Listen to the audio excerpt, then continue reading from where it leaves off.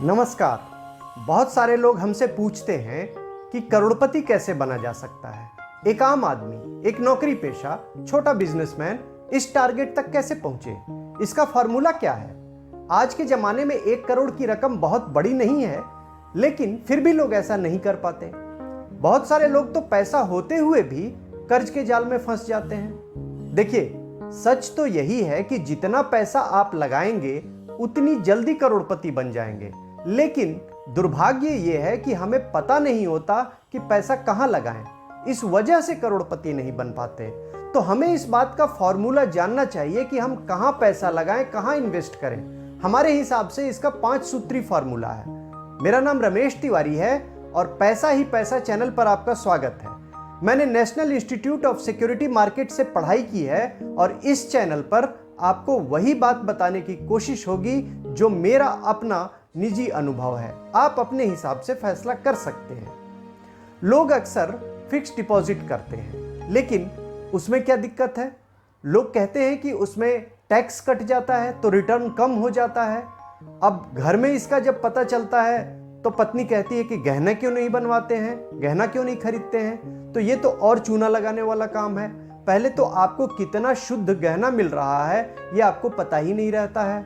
फिर making charge कटेगा, वो अलग से। गहना बनाने का तो कोई मतलब नहीं बनता है। फिर क्या करें? रियल एस्टेट देखना चाहिए क्या? उसके लिए तो बहुत पैसा चाहिए। सबके पास इतना पैसा तो है नहीं। देखिए, मेरे हिसाब से तो सबसे पहले एक ही जगह पैसा लगाया जा सकता है और वो है यहाँ का मतलब नॉलेज में पैसा लगाएं। हमारा जो पैसा है ना, उसका सबसे बढ़िया केयर हम ही कर सकते हैं, कोई दूसरा नहीं कर सकता है। अब आज के ज़माने में कोई ये भी नहीं कह सकता है कि हमको कोई बताने वाला नहीं है। आप YouTube देखिए, आप गूगल पर जाकर सर्च कीजिए, किताबें पढ़िए, कुछ तो आइडिया होगा, कुछ तो समझ में आएगा। अब अगर आप बोलिएगा कि हमको टाइम नहीं है, तब आप अपना पैसे का केयर कैसे कीजिएगा? इतनी मेहनत से कमाते हैं तो उसके लिए थोड़ा टाइम नहीं दीजिएगा तो कैसे होगा? दूसरे से पूछिएगा तो क्या जरूरी है कि वो सही बता दे? आप बैंक में जाते हैं तो वहां पूछिए कि पैसा किस में लगाएं, तो हो सकता है कि वो आपको यूलिप में पैसा लगवा दे। यूलिप आपने सुना होगा, और नहीं सुना हो तो ये अपने आप में कांड है, उसके बारे में फिर कभी बताएंगे। हो सकता है कि वो ऐसी चीज थमा दे जिसकी आपको जरूरत ही नहीं है। इसी तरीके से जीवन बीमा वाले से पूछिए कि कहां पैसा लगाएं। अब वो तो अपने कमीशन के हिसाब से बोलेगा ना, बताएगा कि जिंदा रहिएगा तो इतना मिलेगा, मर गए तो इतना मिलेगा। वो कभी नहीं बताएगा कि आप जो पैसा लगा रहे हैं उस पर रिटर्न कितना मिलेगा। इसका जो असली रिटर्न होता है वो IRR कहलाता है, मतलब internal rate of return. Agent से तो इसके बारे में पूछिएगा तो वो सकपका जाएगा, वो जल्दी जवाब देगा नहीं। आप गूगल पर जाकर देखिए, समझ में आ जाएगा कि रिटर्न जो 4 से 5% से ज़्यादा नहीं है। और कई साल पैसा लॉक करके इतना मामूली रिटर्न लेने का क्या फ़ायदा है? लेकिन होता क्या है कि हमको चाहिए सेफ और गारंटीड। इसके लिए हम हर वो घाटा बर्दाश्त कर लेते हैं, भविष्य से समझौता कर लेते हैं। लेकिन मेरा एक सवाल है कि सेफ्टी का क्या मतलब होता है? रोड पर रोज एक्सीडेंट होते हैं तो क्या हम सड़क पर चलना छोड़ देते हैं? हम ट्रैफिक रूल से चलते हैं ताकि रिस्क कम हो।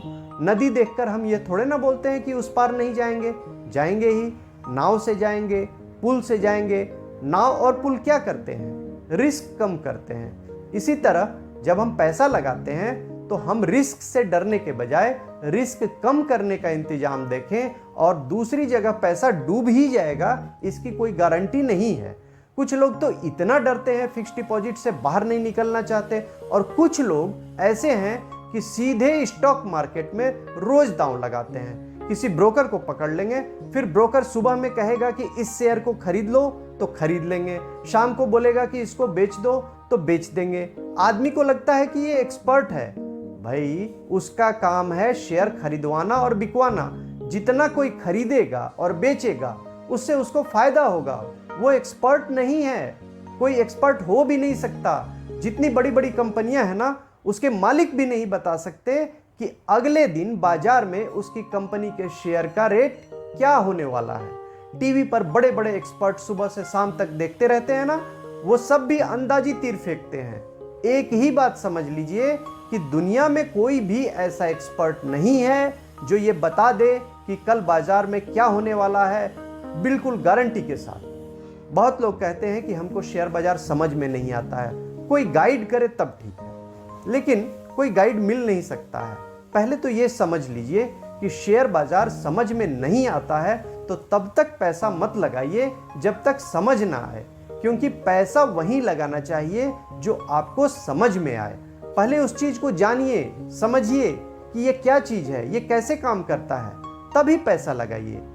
देखिए, हमारी जो जानकारी है वो यही कहती है कि पैसा लगाने से पहले यह देखना चाहिए कि पैसा हमको चाहिए कितने दिनों के बाद। अगर मान लीजिए कि पैसा 1 साल बाद चाहिए और उसी से बच्चे की फीस देनी है, तो उस पैसे को शेयर बाजार में लगाना गलत बात है। स्टॉक मार्केट में वही पैसा लगाना चाहिए जो 7 साल 10 साल के बाद चाहिए। अगर 3 साल या उसके अंदर कोई पैसा चाहिए तो उसको मेरा विचार है कि बैंक में फिक्स डिपॉजिट करना चाहिए। दूसरी चीज आपको ये देखनी चाहिए कि आप कितना रिस्क ले सकते हैं। अब घर में एक कमाने वाला और 4-6 खाने वाले हैं तो स्टॉक मार्केट से थोड़ी दूरी रखिए।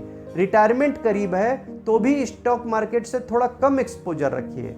अगर हम 25 से 30 साल के लड़के हैं और 1 लाख रुपया हर महीने सैलरी कमा रहे हैं तो हम रिस्क ले सकते हैं। फिर यह भी देखना चाहिए कि अभी तक हमने कहां कहां पैसा लगा रखा है। हम कहते हैं कि पैसा बचता ही नहीं है, कहां कहां की बात क्या है। अगर हम कमाई के बाद खर्च करके पैसा बचाना चाहते हैं तो ये नहीं हो पाएगा। पहले आप कमाई में से बचत को पहले ही अलग कर लें, उसके बाद अपना पैसा खर्च करें। बचत का पैसा निकाल लेने के बाद हम अपनी उम्र देखें। अब जितनी उम्र है उतना % पैसा हमें वहां लगाना चाहिए जिसे हम सुरक्षित रिटर्न समझते हैं। मतलब मैं एग्जाम्पल से समझाता हूं। हमारी उम्र 25 साल है मान लें, तो 25% पैसा सेफ रिटर्न में लगाना चाहिए। अब हम आपको अपना पैसा लगाने का 5 सूत्री फार्मूला बताते हैं। पहला, हमारे पास फिक्स डिपॉजिट भी होना चाहिए। इसमें इतना पैसा होना चाहिए कि जिससे साल भर का खर्च निकाला जा सके। दूसरा फार्मूला, हेल्थ इंश्योरेंस होना चाहिए कि इलाज का खर्च हमें कहीं गरीब न बना दे। तीसरा, लाइफ इंश्योरेंस होना चाहिए, ये सबको पता है, और ये तीन चीजें बेसिक जरूरत है। चौथा सूत्र ये है कि अगर हम नौकरी पेशा हैं तो पीएफ में अपनी ओर से पैसा जमा करा सकते हैं, इसको वीपीएफ कहते हैं। और जो नौकरी पेशा नहीं है वो किसी बैंक या पोस्ट ऑफिस में पीपीएफ खुलवा सकते हैं। पांचवा और आखिरी सूत्र यह है कि जो भी बचत में पैसा बच जाता है उसे शेयर मार्केट के बारे में लगाने के बारे में सोचा जा सकता है, लेकिन इसका एक तरीका है। शेयर बाजार में धीरे धीरे पैसा लगाना चाहिए, जिसको आप लोग मार्केट में SIP के नाम से सुनते हैं। हर महीने एक तय रकम जमा होती है और आपका पैसा कहाँ जा रहा है, किस फंड में जा रहा है, यह भी आपको पता होना चाहिए। हमेशा टॉप क्लास की कंपनी वाला फंड खरीदना चाहिए और खरीदने के बाद थोड़ा धैर्य से बैठना चाहिए। ऐसा नहीं कि उसको बेचने के लिए परेशान होना चाहिए। अंग्रेजी में कहा जाता है by right and sit tight, मतलब सही चीज खरीदिए और थोड़े धैर्य के साथ बैठिए। जैसे आप मकान लेते हैं ना, तो ऐसा थोड़े ही ना कि साल 2 साल में उसको बेचने लगते हैं। जैसे मकान का दाम बढ़ने के लिए, जमीन का दाम बढ़ने के लिए हम 20 से 25 साल तक इंतजार करते हैं, वैसे ही स्टॉक मार्केट में हमको इंतजार करना चाहिए। शेयर बाजार में जैसे आप एक ही बार में जमा नहीं करना चाहिए, धीरे धीरे जमा करना चाहिए, वैसे ही एक ही बार में पैसा निकालना भी नहीं चाहिए।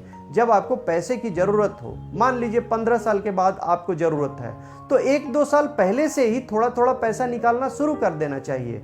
बाजार में घुसने का जैसे कायदा है वैसे ही निकलने का भी कायदा है, ये कम लोग जानते हैं।